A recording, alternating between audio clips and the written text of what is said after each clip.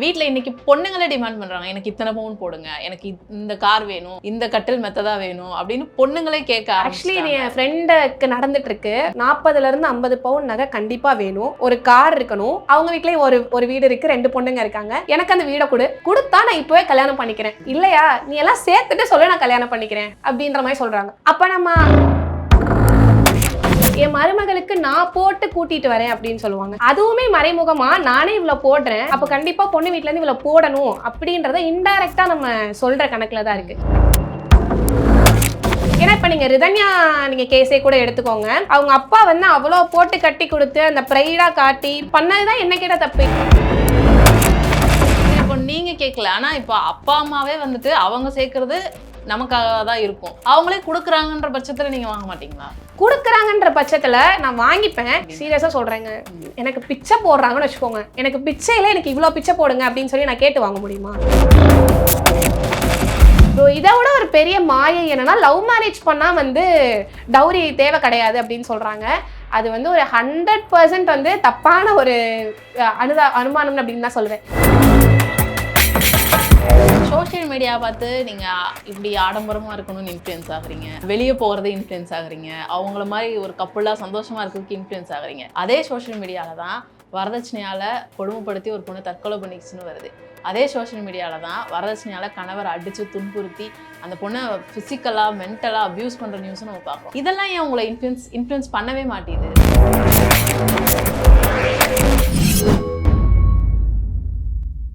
Little tax plus நேயர்களுக்கு வணக்கம். இன்னைக்கு நம்ம கூட விகாஷினி தான் இருக்காங்க. வணக்கம், எப்படி இருக்கீங்க? நல்லா இருக்கேன், நீங்க எப்படி இருக்கீங்க? நல்லா இருக்கேன். ஸோ லாஸ்ட் வீக் நான் எபிசோட்ல வந்து பார்ட்டிசிபேட் பண்ணியிருந்தீங்க. அண்ட் நீங்க பார்ட்டிசிபேட் பண்ணது வந்து வரதட்சணை இப்போ கம்மியாயிருக்கு அப்படின்ற ஒரு டாபிக்ல தான் பேசியிருந்தீங்க. இன்னைக்கு நியூஸ்லாம் நீங்க பாக்குறீங்களா? ஏன்னா வந்துட்டு திருப்பூர்ல நடந்த விஷயமா இருக்கட்டும், இப்போ கேரளால வந்துட்டு ஹஸ்பண்ட் வந்து வரதட்சணை கேட்டு கொடுமைப்படுத்தினாரு, அந்த பொண்ணு இறந்து போயிட்டாங்க. அதே மாதிரி ஒரு இன்ஸ்பெக்டர், போலீஸ் இன்ஸ்பெக்டர் அவங்க ஒய்ஃபை வந்து டார்ச்சர் பண்ணியிருக்காரு வரதட்சணை கேட்டு. ஸோ இந்த மாதிரி நியூஸ்லாம் நம்ம நிறைய பார்க்கும்போது வரதட்சணை கம்மியாயிடுச்சுன்னு எப்படி சொல்கிறீங்க நீங்கள்? ஓகே, ஆக்சுவலி வந்து வரதட்சணை கம்மியாகலை, வரதட்சணை அப்படின்றது கூடியிருக்கு. அதனால வர சிக்கல்கள் வந்து முன்னாடி எப்படி இருந்துச்சோ அதேதான் இன்னும் ப்ரிவைல் ஆகி போயிட்டு இருக்கு. ஆக்சுவலி அது குறைஞ்சிருக்கு கூடியிருக்கு அப்படின்றத தாண்டி, முன்னாடி வரதட்சணையாக 10 பவுன் போட்டாங்கன்னா இப்போ இருக்கவங்க அசால்ட்டாக 50 பவுன் 100 பவுன் அப்படி போடுறாங்க. ஸோ வரதட்சணை கூடியிருக்கு, வரதட்சணைனால வர சிக்கல்கள் ஒரு அளவு குறைஞ்சிருக்குன்றத தாண்டி லைக் போயிட்டு இருக்கு, மிடா அது போயிட்டு இருக்கு அப்படின்ற மாதிரி தான் சொல்ல முடியும். அது விவாதத்துக்காக குறைஞ்சிருக்கா கூடி இருக்கான்னு பேசுறதை விட, அது ஸ்டார்டிங்ல இருந்தே அது எப்படி ப்ரிவைல் ஆயிட்டு இருக்கோ அப்படியே தான் அது போயிட்டு இருக்கு அப்படின்ற மாதிரி சொல்லலாம். சரி, நம்ம விவாதத்துக்காக அதை அங்கே பேசணும் அப்படின்னாலும் உங்களை பொறுத்த வரைக்குமே நீங்கள் நினைக்கிற ஒரு விஷயம், வரதட்சணை அப்படிங்கிறது வாங்குறதும் கொடுக்கறதும் குற்ற செயல் அப்படின்னு வந்து சொல்லியிருக்காங்க. பட் இப்போ வரைக்குமே அது இருக்குது. நம்ம தாத்தா பாட்டி காலத்துலேருந்து இப்போ வரைக்குமே அது மாறாத ஒன்றா இருக்குது, என்ன மறைமுகமாக இருக்குது நிறைய இடங்கள்ல. எக்ஸாக்ட்லி. உங்களை பொறுத்த வரைக்கும் அது என்ன வரதட்சணை கொடுக்கறது வாங்குறதை பற்றி நீங்கள் என்ன நினைக்கிறீங்க? இல்லை, வரதட்சணை வந்து கொடுக்கவும் வேண்டாம், வாங்கவும் வேண்டாம், அதுதான் நான் சொல்லுவேன். ஏன்னா இப்போ எங்கள் வீட்டில் நான் ஒரு பொண்ணு இருக்கேன், எனக்கு ஒரு தம்பி இருக்கான். எனக்கு எங்கள் அம்மா கொடுத்து கல்யாணம் பண்ணவும் வேணாம், என் தம்பிக்கு ஒரு பொண்ணு எடுக்கும் போது அவங்கள்ட்ட வாங்கி கல்யாணம் பண்ணவும் வேணாம். இதை விட இன்னொரு வே இருக்கு. என்ன சொல்லுவாங்கன்னா, என் மருமகளுக்கு நான் போட்டு கூட்டிட்டு வரேன் அப்படின்னு சொல்லுவாங்க. அதுவுமே மறைமுகமா நானே இவ்வளவு போடுறேன், அப்ப கண்டிப்பா பொண்ணு வீட்டுல இருந்து இவ்வளவு போடணும் அப்படின்றத இன்டைரக்டா நம்ம சொல்ற கணக்குல தான் இருக்கு. ஸோ வேணான்னு டைரக்டா சொல்லிடலாம், நான் போடுறேன் அப்படின்ற வார்த்தை கூட தேவையில்லை அப்படின்ற மாதிரி தான் நான் சொல்லுவேன். இப்போ இந்த மாதிரி செய்திகள்லாம் நீங்க பாக்குறீங்க இல்லையா? இப்போ உங்க வீட்டு சைடே எடுத்துக்கலாம், உங்க சொந்தங்கள்லேயே கூட இந்த மாதிரி ஒரு கல்யாணம் அப்படின்னு வரும்போது டிமாண்ட் வைப்பாங்க. ஒரு சிலர் நேரடியாகவே டிமாண்ட் வைப்பாங்க, ஒரு சிலர் நீங்கள் சொல்கிற மாதிரி மறைமுகமாக சொல்லி காட்டுவாங்க. நீங்கள் அப்படி பார்த்த விஷயங்கள்லாம் என்னென்ன? ஸோ மதுரை சைடு ஆக்சுவலி எங்கள் சைடில் நாங்கள் ரொம்ப நாசுக்காக சொல்லணும் அப்படின்னா, ஒரு பொண்ணையோ பையனையோ கோயிலில் மீட் பண்ண வரீங்கன்னா அந்த பையனுக்கு தங்கச்சியோ அக்காவோ இருக்கும், இல்லைனாலும் அம்மா இருப்பாங்க கண்டிப்பாக. என்ன பண்ணிடுவாங்கன்னா, அந்த கோயிலுக்கு கூட்டிகிட்டு வரும்போதே அந்த அக்காக்கோ தங்கச்சிக்கோ அம்மாக்கோ வீட்டில் இருக்க எல்லா நகையும் போட்டு கூட்டிகிட்டு வந்துடுவாங்க. ஓகே, என்ன சொல்லுவாங்கன்னா, இது மாப்பிள்ளையோட அக்கா, மாப்பிள்ளையோட தங்கச்சி அப்படின்னு காட்டும் போதே பொண்ணு வீட்டு சைடு அந்த கண்ணு கரெக்டாக அந்த நகையில ஃபால் ஆகும். ஆஹா, இவ்வளோ நகை போட்டிருக்காங்க, அவங்க பொண்ணுக்கே போட்டு கட்டி கொடுத்துருக்காங்கன்னா அப்போ பையனுக்கு வர போற நம்ம பொண்ணுக்கு அவங்க போடணும்னு நினைப்பாங்க. இதுவே வந்து இன்டைரக்டா பேசவே தேவையில்லை, இதுதான் அக்கா தங்கச்சின்னு காட்டும் போதே இவ்வளோ நகை இருக்கு, அப்போ நம்மளுக்கும் போடணும்னு ஒரு தாட் ப்ராசஸ் வந்துடும். இப்படி போடாம கல்யாணம் பண்ணி கொடுத்தோம்னா நம்ம பொண்ணுக்கு அங்கே மரியாதை இருக்குமா அப்படின்ற மாதிரி நினைச்சிருவாங்க. இன்னொன்று வந்து நான் ஷோல சொல்லியிருந்த மாதிரி தான், நம்ம கிட்ட வந்து டைரக்டா கேட்கறது அப்படின்றது இப்போ ரொம்ப அதிகமாக குறைஞ்சிருக்கு. என்ன கேட்டால் ரொம்பவே கம்மியாயிடுச்சு. யாருமே டைரக்டா கேட்கறது இல்லை. பிகாஸ் டவுரி ஆக்ட்ஸ் பத்தி எல்லாருக்குமே தெரியுது. ஈஸியா வந்து அதை வந்து ரிசர்ச் பண்ணாமலே கூட டக்குன்னு நம்ம ஒரு கேஸ் கொடுத்துட்டோம்னா உடனே அரெஸ்ட் பண்ணி அதுக்கப்புறம் தான் இன்வெஸ்டிகேஷனே பண்றாங்க. அப்படின்ற போது டைரக்டா யாருமே கேட்கறது கிடையாது. இன்டைரக்டா இப்படி கேட்கறது, முக்கியமா ரெஃபரன்சஸ் மூலமா வந்து நமக்கு கல்யாணம் நடக்கிறனால கேட்கணுன்ற அவசியமே இல்லை. இப்போ நான் இருக்கேன்னா எங்க ஏரியா இருக்கவங்களுக்கு பார்த்தாலே தெரியும், அந்த விஹாசினியா இவங்க வீட்டில் இவ்வளோ நகை இருக்கு, அந்த பொண்ணு இங்கே போறப்ப இவ்வளோ போட்டு போயிருக்கா பார்த்துருக்கேன் அப்படின்னும் போது கேட்கணுன்ற அவசியமே இல்லை. ரெஃபரன்ஸ்ல இருக்க அக்கம் பக்கத்துல இருக்கவங்களே சொல்லிடுவாங்க, இவ்வளோ இருக்கு தோராயமா சொல்லிடுவாங்க. அப்போ அவங்க எப்படினாலும் கல்யாண பேச்சு பேசும்போது ஆண் வீட்டாரோட பெண் வீட்டார் தான் இப்போ டவுரியவே எடுத்து முன் வைக்கிறாங்க. அவங்க கேட்காமலே நம்ம கொடுத்துடணும். ஏன்னா இப்போதைக்கு dowry has become a fried actually. அதான் உண்மையாவே நடந்துட்டு இருக்கு. பெண் வீட்டார் வந்து நான் உன்னை விட மேல அப்படின்னு காட்டுறதுக்கு, என் பொண்ணுக்கு நான் இவ்வளோ நகை போடுறேன், இது செய்யறேன், I will be the upper hand அப்படின்ற மாதிரி காட்டிக்கிறதுக்கு டவுரியை பத்தி பெண் வீட்டாரே தான் இப்போ எடுத்துட்டு இருக்காங்க என்ன கேட்டா. ஏன்னா டவுரியை பத்தி பெண் வீட்டார் தான் பேசுறாங்க. அதாவது வந்து மாப்பிள்ளை வீட்டுல இருந்து கேட்கறதுக்கு முன்னாடி என் பொண்ணுக்கு நான் இவ்வளோ செய்யறேன் அவ்வளோ செய்யறேன் அப்படின்னு அந்த கௌரவத்தை காட்டுறதுக்காக எல்லாம் பண்ணிடுறாங்க. பண்ணி பொண்ணை வந்து கட்டி கொடுத்துட்றாங்க. கட்டி போன இடத்துல வந்துட்டு உங்க வீட்டுல இன்னும் போய் வாங்கிட்டு வான்னு கேட்டு அடிச்சு துன்புறுத்தி கடைசியில் அந்த பொண்ணு வந்து இறந்தும் போயிடுது. ஸோ இப்போ இதுல வந்து யார் மேல தப்பு? அந்த பெண் வீட்டார் மேல தப்பு சொல்லுவீங்களா, இல்ல அந்த கணவன் வீடு சைடு தப்பு சொல்லுவீங்களா? ஆக்சுவலி இது ரெண்டு சைடுமே தப்பு இருக்கு அப்படின்னு தான் சொல்லணும். ஃபார் எக்ஸாம்பிள் இப்போ எனக்கு ஒரு மாப்பிள்ளை பார்க்குறாங்க, டாக்டர் மாப்பிள்ளையா பார்க்குறாங்க அப்படின்னா அதில் வந்து அவங்க ஒரு சேலரி வாங்குவாங்க இல்லையா, 1 lakh 2 lakh அப்படின்னு வரும்போது அப்போ பொண்ணு வீட்டு சைடு பார்த்துக்கிறாங்க. சரி ஒரு மாதம் 1 lakh வாங்குறாங்களா, 100 பவுன் போடலாம், 200 பவுன் போடலாம் அப்படின்ற மாதிரி வந்துடுது. ஃபர்ஸ்ட் இங்கே இனிஷியலி ஸ்டார்ட் ஆகுறது பெண் வீட்டு சைடில். ஏன்னா டிமாண்டுன்ற பேரில் வந்து பையனுக்கு சொந்த வீடு இருக்கணும், கார் இருக்கணும், நகை இருக்கணும் அப்படின்னு சொல்லி எல்லாமே கேட்டுறாங்க. இதை வந்து யாருமே டவுரி அப்படின்றதுக்குள்ளே கொண்டே வர மாட்டாங்க. ஏன்னா இது வந்து கிரைட்டீரியா அப்படின்னு சொல்லி அவங்க டேர்ம் பண்ணிடுறாங்க. ஆனால் இதுக்கு பின்னாடியும் மானிட்டரி டேர்ம்ஸ் தான் ஒளிஞ்சிருக்கு அப்படின்றத வந்து யாருமே யோசிக்கிறது கிடையாது. ஸோ இவங்க இன்டைரக்டாக இப்படி பார்க்கறனால இப்போ பையன் வீட்டு சைடும் தெளிவாக இருந்துட்டு பொண்ணு இவ்வளோ வேலை பார்க்குறாங்களா, அப்பா அம்மா என்ன பண்ணுறாங்க அதை ஒரு டேர்ம் பார்க்குறாங்க. இப்போ அப்பா என்ன பண்ணுறாங்க, இப்போ எங்கள் அப்பா போலீஸாக இருந்தாங்க, now he's no more, but இப்போ எங்கள் அப்பா போலீஸாக இருந்தாங்கன்னா இப்போ கவர்மெண்ட் வேலை பொண்ணுக்குன்னு கொஞ்சம் சேர்த்து வச்சிருப்பாங்க அந்த மாதிரி நினைக்கிறாங்க. ரெண்டு சைடுமே இருக்கு தப்பு, வந்து ரெண்டு சைடுமே தான். எங்க ஒரு இடத்துல டிமாண்ட் அரைஸ் ஆகுதோ அந்த இடத்துல டவுரியும் அரைஸ் ஆகுது கண்டிப்பா, கல்யாணத்தை பொறுத்த வரைக்கும். இப்ப அதிகமா வந்து அப்ப மாற வேண்டியது பெண் வீட்டார்கள் தான் இல்லையா? இப்ப இருக்க சிச்சுவேஷன்ல மாற வேண்டியது பெண் வீட்டார் தான்.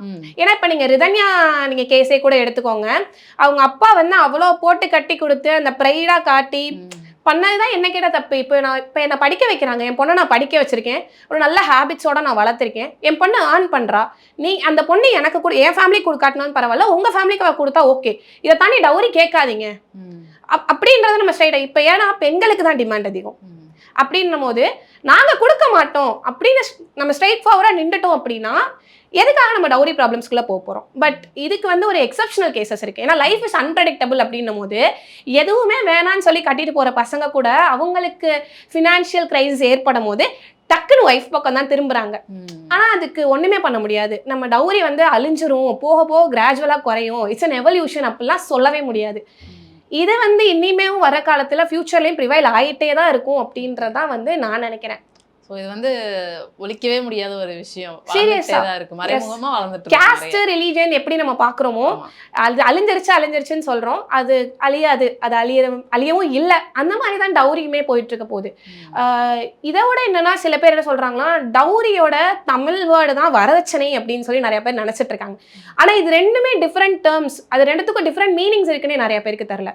டவுரினா என்ன வரதட்சணை? ஸோ டவுரி அப்படின்றது என்னன்னா பிரைட் சைடு க்ரூம் சைடுக்கு வந்து பிரைட் சைடுல இருந்து ஒரு தொகை, அந்த அவங்க பெண்ணை வந்து குடுக்குறாங்க, குரூமை வந்து ஒரு வரமாவும் அவங்களுக்கு கொடுக்குற தட்சணை தொகை கணக்குல ஒரு வரமா நினைச்சு பெண் வீட்டார்ல இருந்து கொடுக்குற தொகை, இதெல்லாம் தான் வரதட்சணை அப்படின்ற மாதிரி இது சாரி டவுரி அப்படின்ற சொல்றாங்க. வரதட்சணை வந்து எப்படின்னா கிஃப்ட் மாதிரி, கிஃப்டா நான் என்னன்னாலும் கொடுக்கலாம், டிமாண்டா வராத வரைக்கும் அது வரதட்சணை. அதாவது என்ன முடியுமோ அதை நான் கொடுத்துட்டா அது வரதட்சணை. டிமாண்ட் பண்ணி அவங்க கேட்டு நம்ம கொடுக்குறோம் அப்படின்னா அதுதான் டவுரி. ஸோ நார்மலி டவுரி தான் இங்க வந்து இல்லீகல், அதுக்கு தான் கேசஸ் இருக்கு. ஆனா வரதட்சணை வந்து இல்லீகல்னு சொல்ல கிடையாது. நிறைய பேருக்கு இதுல வந்து டிஃபரன்சஸ் இருக்கும். நீங்க நெட்ல போய் சர்ச் பண்ணி பார்த்தா கூட உங்களுக்கு தெரியும். இந்த ரெண்டு வேர்டுமே ஆக்சுவலி ரெண்டுமே ஒண்ணு கிடையாது. ஒண்ணு கிடையாது. டவுரியும் வரதட்சணையும் ஒண்ணு கிடையாது. பிகாஸ் வரதட்சணையை வந்து இது வரைக்கும் இல்லீகல்னு சொல்லல நம்ம கவர்மெண்ட்ல இருந்து, unless it is demanded. But dowry is a demanded thing, it is illegal. நீங்க அதே மாதிரி அங்க பேசும்போது ஒரு விஷயம் சொல்லியிருந்தீங்க, இப்போ எனக்கு ஒரு தம்பி தான் இருக்காங்கன்னா என்னால சொத்தை வந்து பிரிச்சு கேட்க முடியாது அப்படின்ற ஒரு விஷயம். பெண்களுக்கு சொத்துல சம உரிமை இருக்குன்னு சட்டமே இருக்கு அப்படின்றப்போ ஏன் அதை நம்ம கேட்க கூடாது? ஆக்சுவலி நான் கேட்க கூடாதுன்னு சொல்லல, எல்லாருக்குமே ஒவ்வொரு பெர்செப்ஷன் இருக்கும். என்னோட பெர்செப்ஷன் என்னன்னா, ஒரு இடத்துல நம்ம ஃபேமிலியா இருக்கோம், அந்த இடத்துல ஃபினான்ஷியல்ஸ் இருக்கும், எமோஷனல் பாண்டிங்ஸ் இருக்கும், எல்லாமே இருக்கும். எந்த ஒரு இடத்துல சொத்து பிரியுதோ, லைக் அந்த எக்கனாமிக்கா நம்ம பிரேக் தனித்தனியா ஆகுறோமோ, அந்த இடத்துல எமோஷனல் பாண்டிங்கும் பிரேக் ஆகும் அப்படின்றது என்னோட பர்சனல் லைஃப்ல நான் வந்து எக்ஸ்பீரியன்ஸ் பண்ணியிருக்கேன். சொத்து அப்படின்னு வரும்போதே அந்த இடத்துல எமோஷனல் பாண்டிங் பிரேக் ஆகுது. அப்போ நான் சொத்தை பிரிச்சுட்டேன்னா, என் தம்பி வந்து அவன் ஒரு, நாங்கள் இப்போ ஒரு ஃபேமிலி, அவன் என்ன ஆயிடுவானா அந்த சொத்தை தனியாக நான் பிரிச்சுட்டக்கப்புறம் அவனுக்குன்னு ஒரு ஃபேமிலியை உருவாக்கிக்கிற மாதிரியும் நான் எனக்குன்னு ஒரு ஃபேமிலி உருவாக்கிக்கிற மாதிரியும் ஃபீல் ஆயிடுது. சொத்தை பிரிக்கலனாலுமே அது நடக்கிற விஷயம் தானே, நம்ம தனித்தனியாக நமக்குன்னு ஒரு ஃபேமிலி உருவாக்கிட்டு தான். இப்போ வந்து இப்போ நான் சொன்ன அதே தான், எனக்கு ஒரு வீடு இருக்கு, எங்கள் அப்பா கட்டின வீடு, இப்போ எங்கள் அப்பா நோ மோர். அந்த வீடை வந்து நான் மானிட்டரி டேர்ம்ஸாக மட்டும் பார்க்கல, அது வந்து வெறும் காசு கிடையாது, அந்த வீடு வந்து ஒரு ப்ராப்பர்ட்டி கிடையாது, it's an emotional asset for me. இப்போ நான் அந்த சொத்தை பிரிக்காமல் இருந்தேன்னா நான் எத்தனை வயசு வரைக்கும் உயிரோடு இருக்கணும், நான் என் பாசமாக என் அம்மா வீடு எங்கள் அப்பா வீடு அப்படின்னு சொல்லி நான் வருவேன். என் தம்பி நாங்கள் எல்லாருமே ஒரு ஃபேமிலியாக இருக்க முடியும். நான் கல்யாணம் பண்ணி போகிறேன்ப்பா, எனக்கு 50-50 கொடு, இந்த வீடை விற்கிறியோ விற்கலையோ எனக்கு நீ பாதி கொடு அப்படின்னு நான் கேட்கறது வந்து எனக்கு அது வந்து வேண்டாம். 50-50 பெண்கள் வாங்கக்கூடாதுன்னு சொல்ல, ஏன்னா நிறைய இடத்துல வந்து பெண்களை வந்து கையெழுத்து வாங்கிட்டு உனக்கு கிடையாது, நகை மட்டும் போட்டுட்டோம் கிளம்புன்னு நிறைய பேர் சொல்ற அண்ணன் தம்பிங்க இருக்காங்க. ஏன்னா இந்த மாதிரி கேசஸ் நானுமே நிறைய பார்த்துருக்கேன். அதனால நான் சொத்தை பிரிக்க கூடாதுன்னு சொல்ல, but it depends on the individuals perception. எனக்கு இப்படி எமோஷனல் பாண்டிங் அதிகமாக வேணும் அப்படின்ற மாதிரி. அதே மாதிரி அன்னைக்கு நான் பேசியிருந்ததுல வந்து சில கான்ட்ரவர்சியுமே நான் சோஷியல் மீடியாஸ்ல பார்த்தேன். என்ன சொத்து பிரிக்கிறதுக்கு பதிலாக கல்யாணத்துக்கு வாங்கிட்டு போறேன்னு சொல்றீங்க? ஆமா, இது இருக்கு. ஏன்னா இப்போ வந்து நம்ம வீட்டிலே வந்து இப்போ நம்ம சைட்லாம் வந்துட்டு ஒரு 100 பவுன் நகை போடுறாங்க, 200 பவுன் நகை போட்டு கட்டி கொடுக்குறாங்கன்னா அப்போ சொல்லி தான் அனுப்புவாங்க, உனக்கு நகை போட்டாச்சு, சொத்து கிடையாது, பையனுக்கு தான் சொத்து அப்படின்ற ஒரு விஷயம் இருக்கு, இன்னுமே இருந்துட்டு தான் இருக்கு. ஸோ அந்த விஷயத்தை பற்றி சொல்லுங்க. ஸோ அது ஆக்சுவலி என்ன நான் சொல்றேன்னா, பேசிக்கலி அது வந்து நம்ம அப்பா அம்மாவோ இல்லை ஆன்சஸ்டர்ஸோட ப்ராப்பர்ட்டி, நான் சம்பாரிச்சது கிடையாது. நான் என்ன சொல்கிறேன், எனக்கு நீங்கள் நகை போட்டு கட்டி கொடுத்தா கட்டி கொடுங்க, இல்லைன்னா நான் என்ன டேக் கேர் பண்ணிக்கிறேன். பிகாஸ் நான் பிஸ்னஸ் பண்ணிகிட்டு இருக்கேன், எனக்கு ஏன்னா வாழ்கிறதுக்கு காசு முக்கியம். இப்போ ஒரு கல்யாணம் பண்ணுறதுனா ஜஸ்ட் ஒரு மஞ்சக்கயிறு கிழங்கு வச்சு கட்டினாலும் அது தாலி தான்.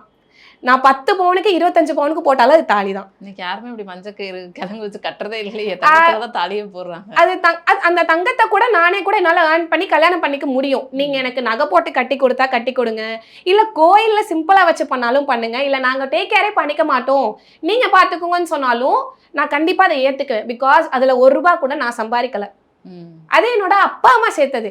ஃபர்ஸ்ட் இதுல நான் 50-50 கேட்கறது எனக்கு அசிங்கம் தாங்க.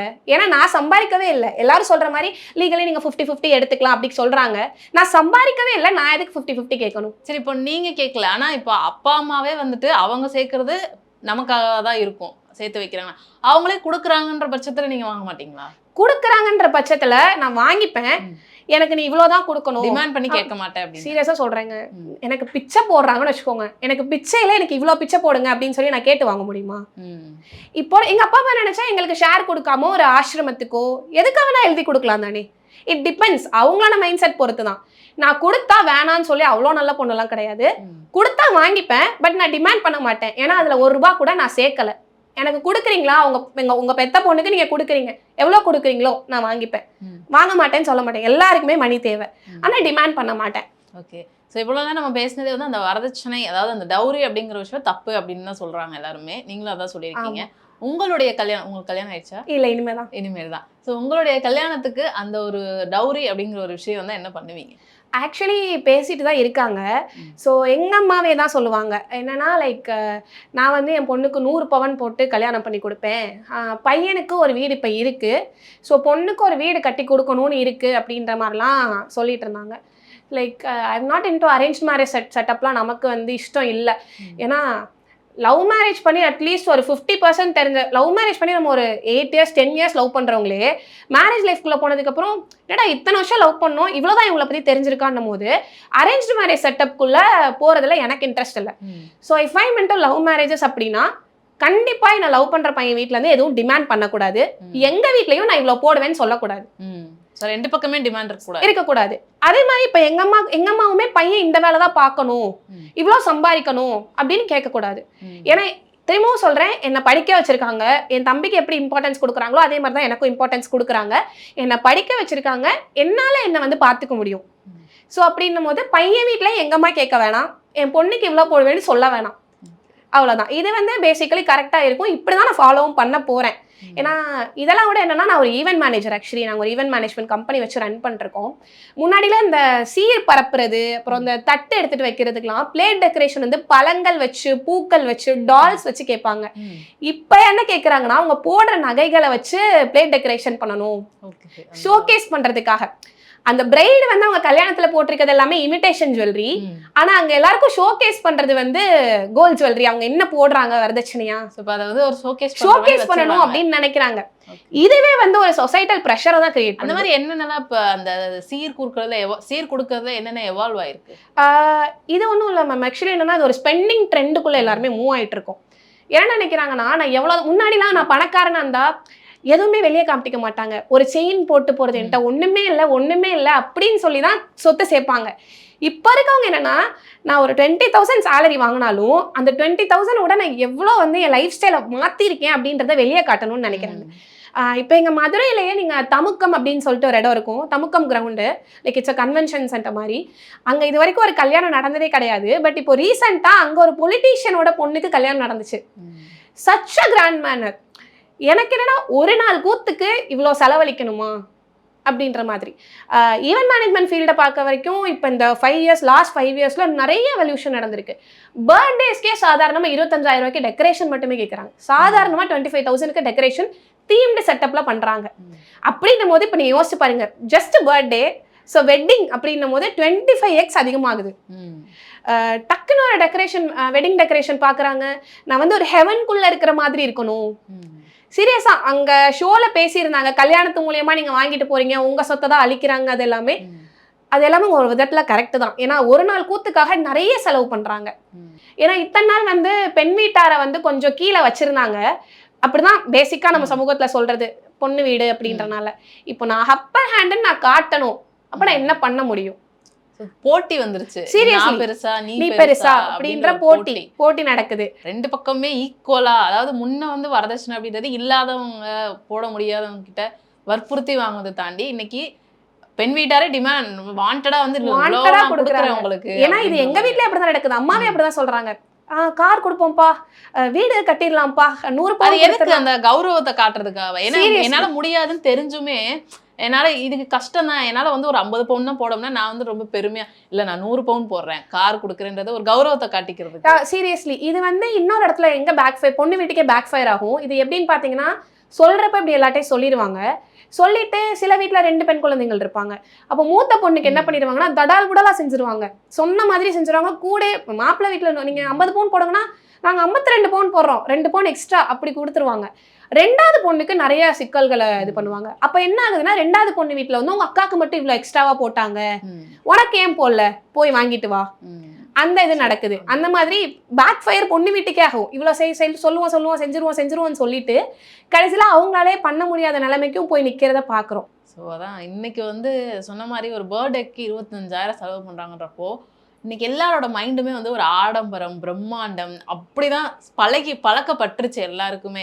வீட்டில் இன்னைக்கு பொண்ணுங்களே டிமாண்ட் பண்றாங்க, எனக்கு இத்தனை பவுன் போடுங்க, எனக்கு இந்த கார் வேணும், இந்த கட்டில் மெத்ததா வேணும் அப்படின்னு பொண்ணுங்களே கேட்க. ஆக்சுவலி என் ஃப்ரெண்டுக்கு நடந்துட்டு இருக்கு. அப்பா அம்மா வந்து அவங்களுக்கு கல்யாணம் பண்ணி வைக்க ரெடியா இருக்காங்க. பட் என் ஃப்ரெண்ட் என்ன சொல்றாங்கன்னா, எனக்கு வந்து 40ல இருந்து 50 பவுன் நகை கண்டிப்பா வேணும், ஒரு கார் இருக்கணும், அவங்க வீட்லயே ஒரு வீடு இருக்கு, 2 பொண்ணுங்க இருக்காங்க, எனக்கு அந்த வீடை கொடுத்தா நான் இப்போவே கல்யாணம் பண்ணிக்கிறேன், இல்லையா நீ எல்லாம் சேர்த்துட்டு சொல்ல நான் கல்யாணம் பண்ணிக்கிறேன் அப்படின்ற மாதிரி சொல்றாங்க. அப்ப எனக்கு என்ன தோணுதுன்னா, சொத்தே உன்னோடது கிடையாதுமா, நீ சேர்க்கல, அது உன் அப்பா அம்மா பண்ணது. உனக்கு ஒரு தங்கச்சி இருக்கா, உனக்கு தம்பி அண்ணனா இருந்திருந்தா கூட உங்க அப்பா அம்மாவை பார்த்துக்குவாங்க, ஏதோ இது பண்ணிக்கலாம். உனக்கு ஒரு தங்கச்சி இருக்கா, நீ அதை யோசிக்காம எப்படி கேட்குற அப்படின்றது எனக்கு ஏன் இப்படி இருக்காங்க. அது நம்ம வீட்டு காசு அப்படின்றத யோசிக்காம எப்படா புடுங்கிட்டு போயிடலாம் அப்படின்ற மாதிரி யோசிக்கிறாங்களோ அப்படின்ற மாதிரி தோணுது. ஓகே. அப்ப இந்த இதெல்லாம் பார்க்கும்பொழுது இங்க மாற வேண்டியது எல்லாருமே தான். எல்லாருமே. ஒரு ஆண் வீட்டார் மட்டும் கேட்குறாங்கன்னு குறை சொல்றத தாண்டி, இங்க இருந்து நீங்க ஒரு டிமாண்ட் வைக்கிறீங்க. பெண் வீட்ல இருந்து இவ்வளோ போடுவோம் நீங்களே சொல்லிடுறீங்க. ஸோ இங்க மாற வேண்டியது எல்லாருமே. இப்ப இது குறையணும், இந்த டவுரின்ற ஒரு விஷயம் குறையணும் அப்படின்னா, என்ன விஷயம் நடந்தா அது குறையும்னு நினைக்கிறீங்க? ஃபர்ஸ்ட் வந்து இந்த சோஷியல் மீடியா பிளாட்ஃபார்ம்ஸ் பார்த்துட்டு அவங்களோட லைஃப் ஸ்டைலை சேஞ்ச் பண்ணிக்கணும்னு நினைக்கிறத வந்து நம்ம எல்லாருமே ஸ்டாப் பண்ணணும். பிகாஸ் நம்ம சோஷியல் மீடியாவில் பார்க்குறது எல்லாமே உண்மை கிடையாது. நம்ம எதை ஷோகேஸ் பண்ணுவோம் அப்படின்னா, நாங்கள் வந்து கொஞ்சம் வளர்ந்துருக்கோம், அப்கிரேட் ஆகிருக்கோம் எங்கள் லைஃப் ஸ்டைலில் அப்படின்றதான் ஷோகேஸ் பண்ணுவோம். இன்னொன்று நம்மளோட வியூவர்ஸ் கவுண்ட்டுக்காக இல்லைனா இன்னும் கொஞ்சம் வளரணுன்றதுக்காக சிம்பத்தி கிரியேட் பண்ணுறதுக்காக நாங்கள் இறங்கிட்டோம் அப்படின்ற மாதிரி தான் சோஷியல் மீடியாவில் வந்து ஷோகேஸ் ஆகுது. எல்லாமே அதில் இருக்கிறது ரியாலிட்டியா அப்படின்னு கேட்டால் கிடையாது. ஸோ நிறைய பேர் வந்து சோஷியல் மீடியா பிளாட்ஃபார்ம்ஸ் பார்த்து தான் வந்து இன்ஃப்ளூயன்ஸ் ஆயிடுறாங்க. இப்படி ஒரு கல்யாணம் நடக்குதா, அப்போ நான் இப்படி பண்ணணும். நம்ம வீடுகளில் வந்து கல்யாணத்தில் டான்ஸ் ஆடுறது எப்போலேருந்து இருக்கு? அது கொஞ்சம் இந்த சோஷியல் மீடியா வந்ததுக்கு அப்புறம் சீரியஸ்லி நம்ம வீடுகளுக்குள்ள நமக்குள்ள எல்லாமே முடிச்சுட்டு தனியா ஒரு ஆட்டம் போடுறது பாட்டம் போடுறது அது கசின்ஸ்குள்ள தான் நடக்கும். இந்த அப்பா அம்மா அத்தை மாமா எல்லாம் இறங்கி ஆடுவாங்களான்னா கிடையாது. அதுவே இப்போ ரீசெண்டாக தான் டிஜே எதுக்கு கல்யாணங்களுக்குள்ள வந்துச்சு? சம்மந்தமே கிடையாது. கல்யாணத்துல டிஜே வைக்க சம்மந்தம் கிடையாது. அது ஒரு என்ஜாய் தானே. சரி, அது நல்ல விஷயம், என்ஜாய்மெண்ட் தான். பட் நீங்க நார்மலா பாத்தீங்கன்னா அது ஒரு சொசைட்டல் ப்ரெஷர். என் ஃப்ரெண்டு வச்சிருக்கா டிஜேனா, அப்ப நான் என்ன யோசிப்பேன், நம்ம வைக்கணுமோ, அப்ப அந்த இடத்துல என்ன பண்ணுவாங்க அப்படி அந்த தாட் ப்ராசஸ்க்கு நம்மலாம் தள்ளப்படுறோம். நான் என்கிட்ட காசே இருந்தாலும் நான் நீட்டா ஸ்பெண்ட் பண்ணிட்டு போறேன், எதுவுமே ரொம்ப அதிகமா பண்ணல அப்படின்னா கஞ்ச பிஸ்னாரி அப்படின்ற ஒரு பேர் வந்துருது. அப்போ நார்மலாவே ஒரு சொசைட்டல் ப்ரெஷருக்குள்ள நம்ம தள்ளப்படுறோம். அப்புறம் இதை விட ஒரு பெரிய மாயை என்னன்னா, லவ் மேரேஜ் பண்ணா வந்து டவுரி தேவை கிடையாது அப்படின்னு சொல்றாங்க. அது வந்து ஒரு 100% வந்து தப்பான ஒரு அனுமானம் அப்படின்னு தான் சொல்லுவேன். இந்த மாதிரி லவ் மேரேஜ் பண்ணாலும் ஸ்டாப் ஆகுறதில்ல. இது ஒரே விஷயம் என்னன்னா, குறைக்கிறது எப்படின்னா, டிமாண்ட் பண்றதை ஸ்டாப் பண்ணிட்டு இருந்தோம்னா ஓரளவுக்கு குறையும்னு நினைக்கிறேன். பட் அதுவுமே வந்து ஷூரிட்டிலாம் கொடுக்க முடியாது. ஏன்னா இப்போ எப்படி கேஸ்ட் நோபார் மாதிரி டவுரி நோபார்னு சும்மா வேணா போடுறதுக்கு வாய்ப்பு இருக்கு. அப்படி போட்டுக்கலாம். எனக்கு என்ன ஒரு கேள்விலாம், சோஷியல் மீடியா பார்த்து நீங்கள் இப்படி ஆடம்பரமாக இருக்கணும்னு இன்ஃப்ளூயன்ஸ் ஆகுறீங்க, வெளியே போகிறது இன்ஃப்ளூயன்ஸ் ஆகுறீங்க, அவங்கள மாதிரி ஒரு கப்புளாக சந்தோஷமாக இருக்கிறதுக்கு இன்ஃப்ளூயன்ஸ் ஆகுறீங்க. அதே சோஷியல் மீடியாவில் தான் வரதட்சணையால் கொடுமைப்படுத்தி ஒரு பொண்ணு தற்கொலை பண்ணிக்கிச்சுன்னு வருது. அதே சோஷியல் மீடியாவில் தான் வரதட்சணையால் கணவரை அடித்து துன்புறுத்தி அந்த பொண்ணை ஃபிசிக்கலாக மென்டலாக அப்யூஸ் பண்ணுற நியூஸும் நம்ம பார்க்குறோம். இதெல்லாம் ஏன் உங்களை இன்ஃப்ளூயன்ஸ் பண்ணவே மாட்டேது பார்க்குறவங்கள அப்படின்ற ஒரு விஷயம். ஏன்னா இதுவும் அதே சோஷியல் மீடியாவில் தான் நடக்குது. அப்போ பார்க்குறவங்களுக்கு ஒரு இன்ஃப்ளூயன்ஸ் வரணும். அப்போ இவ்வளோ விஷயம் நடக்குது, அப்போ டவுரிங்கிற ஒரு இஷ்யூனால இவ்வளோ விஷயம் நடக்குது. அப்போ அந்த கல்யாணம் அப்படிங்கிற ஒரு செட்டப்பை ஒரு பிஸ்னஸாக வைக்காம அது ஒரு கல்யாணம், ஒரு ஆண் ஒரு பெண் சேர்ற ஒரு நிகழ்வாக மட்டும் இருந்தால் இது குறையும் அப்படின்னு நான் நினைக்கிறேன். என்னோட பெர்ஸ்பெக்டிவ் அது. மேபி இது ஃபியூச்சரில் நீங்கள் சொன்ன மாதிரி மறையாது, பட் குறையிறதுக்கான வாய்ப்புகள் வந்து நம்ம மாறும்போது அந்த மாற்றம் ஏற்படும் அப்படின்னு நான் நினைக்கிறேன். அது வந்து பாய்ஸ் நினைச்சா இன்னுமே நிறைய மாற்றலாம், பசங்க நினைச்சா. ஃபைனலி வந்துட்டு டவுரி அப்படிங்கிற ஒரு விஷயத்தை பற்றி தான் இவ்வளோ நேரம் நம்ம பேசினோம். கண்டிப்பாக அந்த கேட்குறதும் கொடுக்கறதும் ரொம்ப ரொம்ப ஒரு தவறான செயல். ஃப்யூச்சரில் வந்து கண்டிப்பாக இது மாறுன்னு நினைக்கிறேன். இதனால் ஒரு பொண்ணு உயிரிழக்கிறது, அபியூஸ் பண்ணப்படுறது, இதெல்லாம் ரொம்ப ரொம்ப தவறான செயல். ஃப்யூச்சரில் இது கம்மியாகணும், குறையணும், மாறணும் அப்படின்னு நினச்சிக்கலாம். நிறைய விஷயங்கள் பகிர்ந்துக்கிட்டீங்க. ரொம்ப நன்றி.